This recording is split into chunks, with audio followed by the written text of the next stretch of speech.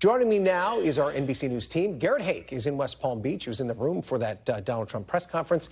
And Yamiche Alcindor is on set with me. So, Garrett, you've been to many of these Trump rallies and speeches and press conferences. What did you make of this version of the former president? It seems pretty much like the one we've seen before. Yeah, I think that's right, Ryan. And look, we could do the whole hour on the fact check, so I'll skip over some of the obvious and demonstrably false things that he said and just share what I thought was an interesting look at the Trump mind right now and what his team sees as their strategy.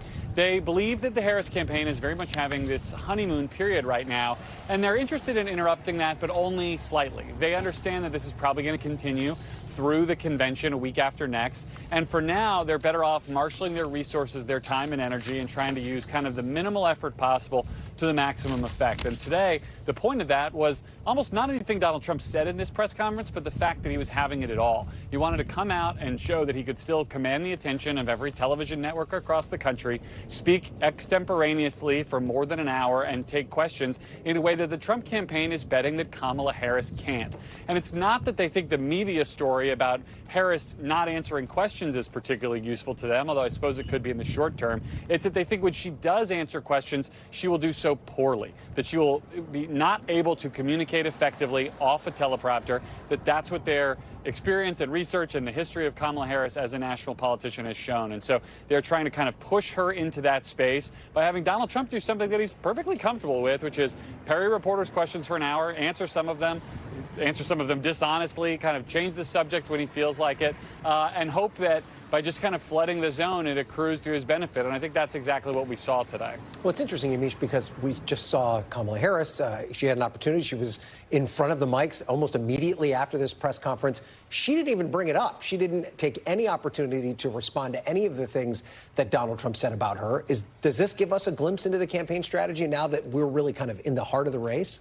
I think that we're likely to hear some sort of response from the Harris campaign, if not Vice President Harris herself. I was texting with an aide right before this event, and I had been told that she was going to respond. I'm not quite sure why she hasn't in the sort of vein of Pete Williams. We have to say when we don't know something, and right now I do not know why she didn't respond. But my sense is that this has been a campaign that really has been part of the rapid response sort of view of politics, that when he says something, think about when he said NABJ, claiming that Vice President Harris had turned black. She responded that night. Yeah. So it wasn't immediately a few minutes after, but it was within hours. So I'm very interested to see if at some point we don't hear more from the Harris campaign.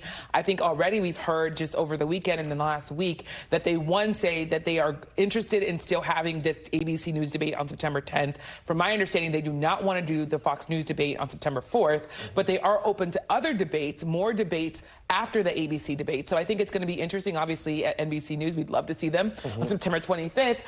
That being said, or at least that's the date that they've been talking about, there's also the issue of sort of media engagement. I was talking to a number of aides this morning, and what I was told was that they want to get some sort of joint interview done between Vice President Harris and Governor Walz in the next, quote, few weeks is what I was told. It's not sure if it's going to be before or after the DNC. The other issue is that they do want to also have some sort of engagement with the media, either in a press conference or in an interview. But I also was told that they're going to do traditional sort of local national media, but also they're going to be talking to influencers, people on TikTok and Snapchat. So my sense is that they do want to have some sort of more media engagement. They are telling us right now that there's just been a lot going on between picking a running mate, between the battleground tour. So they're saying give us some time, but we're going to do it. That amount of grace period they're given is quickly running out, though, right? It's running out. They've got to schedule that interview quickly. I know Yamiche, you're available if they're looking for someone to do that first interview with. But Garrett, let's go back to you because I do feel it kind of got lost in all of this. It seemed as though the purpose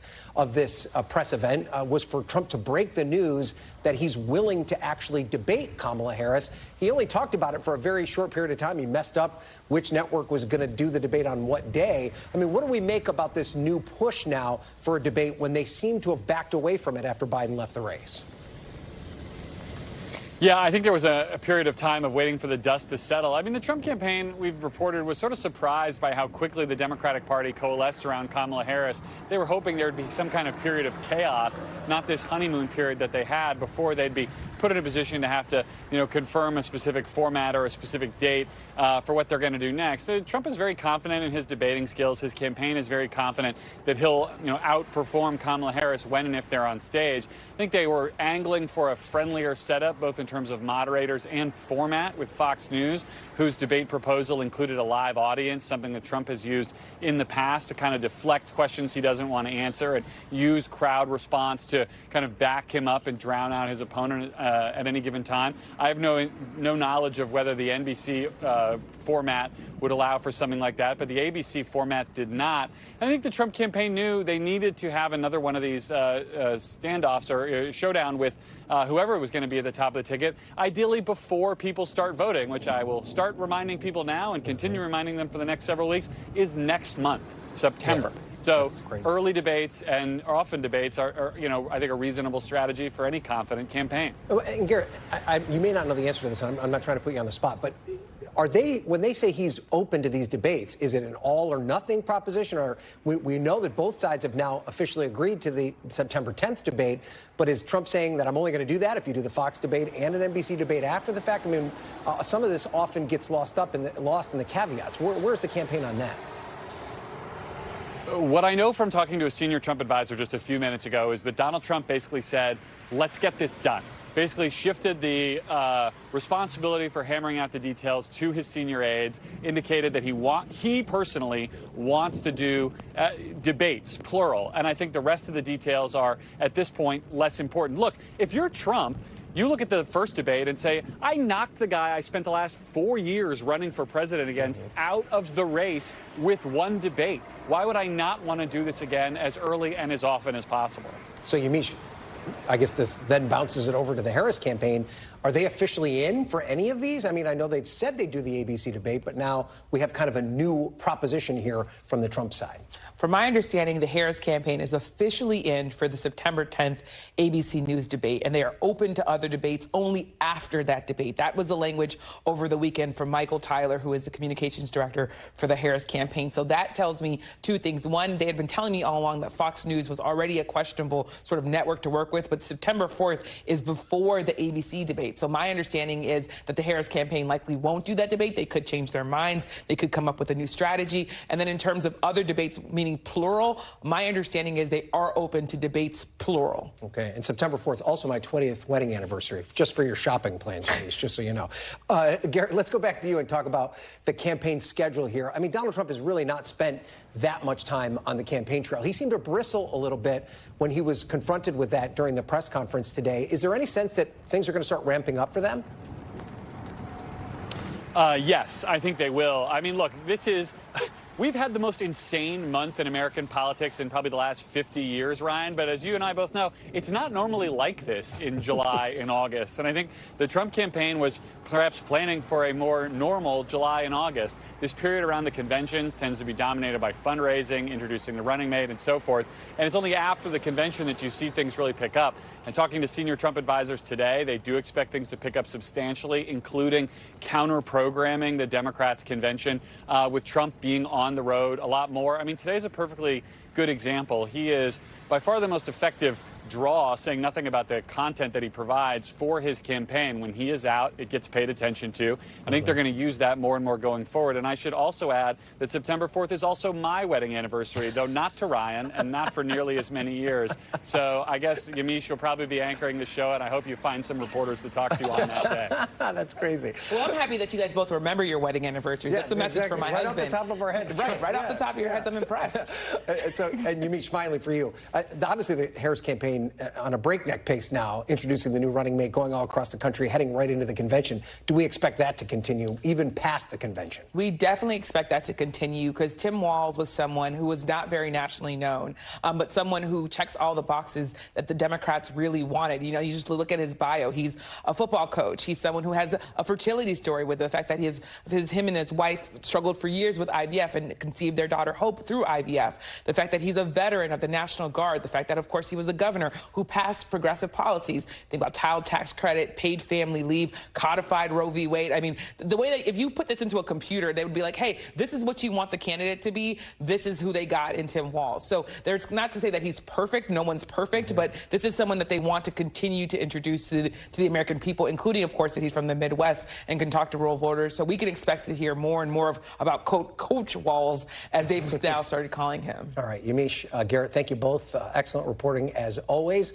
And while Trump looks to challenge Harris on the debate stage, J.D. Vance is challenging Governor Tim Walz on his military record. Walz, the now Democratic vice presidential candidate, served in the Army National Guard for 24 years before retiring in 2005 to run for public office. But Vance is going after his decision to leave the National Guard, accusing Walz of abandoning his unit as they prepare to deploy to Iraq. To dive deeper into Walz's military record, I'm joined now by our Pentagon correspondent, Courtney Kube. So, Courtney, let's go through some of these accusations. I'm sure a lot of our viewers have military service. They understand how a separation from military service works, but there's probably a lot of our viewers who don't understand this. Let's start, though, with Governor Walz's rank when he was in the National Guard. What do we know about that? Yeah, so, and this one's kind of confusing, Ryan. So he actually, he pinned on Master Sergeant while he was serving he served for 24 years in the Nebraska and then the Minnesota National Guard. And he was selected to go to a school that would have made him a full command sergeant major. That's the highest rank for a non-commissioned officer, an enlisted soldier. He started serving as the command sergeant major for the battalion in the Minnesota National Guard. But as part of the retirement requirements, you have to serve 20 years, and then they look at how long you've served in rank and whether you've fulfilled your educational requirements.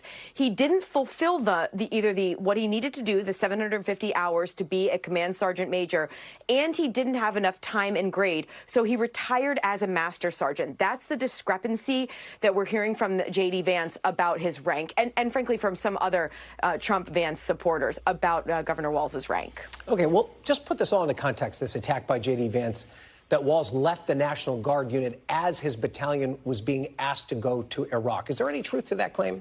So this is a tough one, Ryan, and there are people who served in that same unit in the Minnesota National Guard who have also made that same claim. Some of them who actually served with Governor Walz during his time in uniform. Now, we have the timeline that lays out exactly when it was that Governor Walz decided to retire from the Minnesota National Guard and actually retired. That was May of 2005. The unit itself didn't get their mobilization orders until that summer in July. You can see it there on the screen. And then they didn't actually mobilize until August. But the key here is when exactly Governor Walz decided to retire. He retired again in May. You can see it May 16th, 2005. But we don't exactly know when he made that decision to retire or when he put in his retirement paperwork. That's the real key here. If, in fact, as some have alleged who served with him, he decided in March, when it started to look more likely that the unit could be selected to go to Iraq, that's a very tight timeline for retirement, 2 months. It's not impossible, but it is very difficult, especially for someone who's served for more than 20 years, to retire. So the reality is here, this all goes to the motivation that then before he was governor, but then Tim Walz, his motivation for why he decided to retire at that time. And frankly, Ryan, that's a question that only he can answer. All right, Courtney Kube, thanks for breaking that down for us. We appreciate it.